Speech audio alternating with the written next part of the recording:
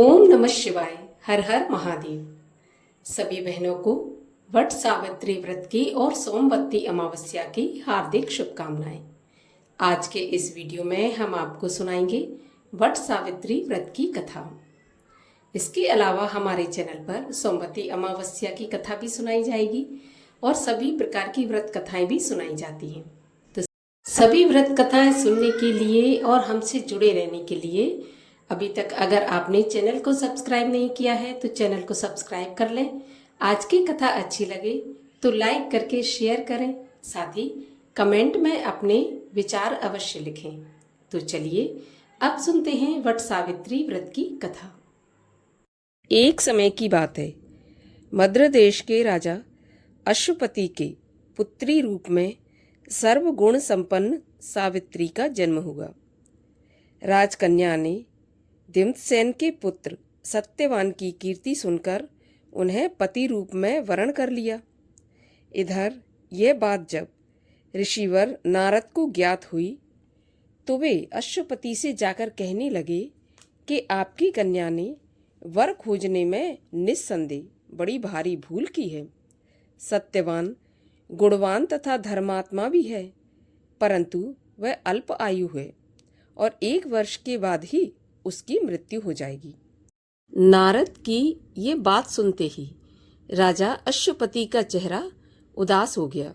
उन्होंने अपनी पुत्री को समझाया कि ऐसे अल्पायु व्यक्ति के साथ विवाह करना उचित नहीं है, इसीलिए कोई अन्य वर चुन लो। इस पर सावित्री बोली, पिताजी, आर्य कन्याएं अपना पति एक ही बार वरण करती हैं। अब चाहे जो भी हो जाए, सत्यवान को ही वर स्वरूप स्वीकार करूंगी। सावित्री ने नारद से सत्यवान की मृत्यु का समय मालूम कर लिया था, पूछ लिया था कि सत्यवान कब मृत्यु को प्राप्त होंगे। अंततः उन दोनों का विवाह हो गया। वह ससुराल पहुंचते ही सास ससुर की सेवा में दिन रात रहने लगी। समय बदला, ससुर का बल क्षीण होता देख शत्रुओं ने राज्य छीन लिया। नारद का वचन सावित्री को दिन प्रतिदिन अधीर कर रहा था। उसने पति के मृत्यु का दिन पास आने से 3 दिन पहले ही उपवास शुरू कर दिया था। नारद द्वारा कथित निश्चित तिथि पर पितरों का पूजन किया। नित्य की भांति उस दिन भी सत्यवान अपने समय पर लकड़ी काटने के लिए जब चला तो सावित्री भी सास ससुर की आज्ञा लेकर चलने को तैयार हो गई। सत्यवान जंगल में पहुंचकर लकड़ी काटने के लिए वृक्ष पर चढ़ा। वृक्ष पर चढ़ने के बाद उसके सिर पर भयंकर पीड़ा होने लगी और वह नीचे उतरा। सावित्री ने उसे बड़के पेड़ के नीचे लिटाकर उसका सिर अपनी गोद में रख लिया और देखते ही देखते यमराज सत्यवान के प्राणों को लेकर चल दिए। सावित्री सत्यवान को बट वृक्ष के नीचे ही लिटाकर यमराज के पीछे पीछे चल दी। पीछे आती हुई सावित्री को देख यमराज ने उसे लौट जाने का आदेश दिया। इस पर वह बोली, महाराज, जहाँ पति वहाँ पत्नी, यही धर्म है और यही मर्यादा है।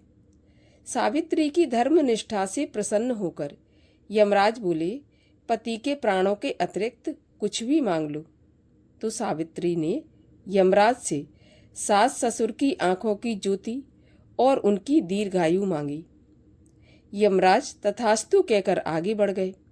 सावित्री भी यमराज का पीछा करती रही। यमराज ने अपने पीछे पीछे आती सावित्री से फिर से वापस लौट जाने के लिए कहा तो सावित्री बोली, पति के बिना नारी का जीवन कुछ भी नहीं है और ना उसके जीवन की कोई सार्थकता है।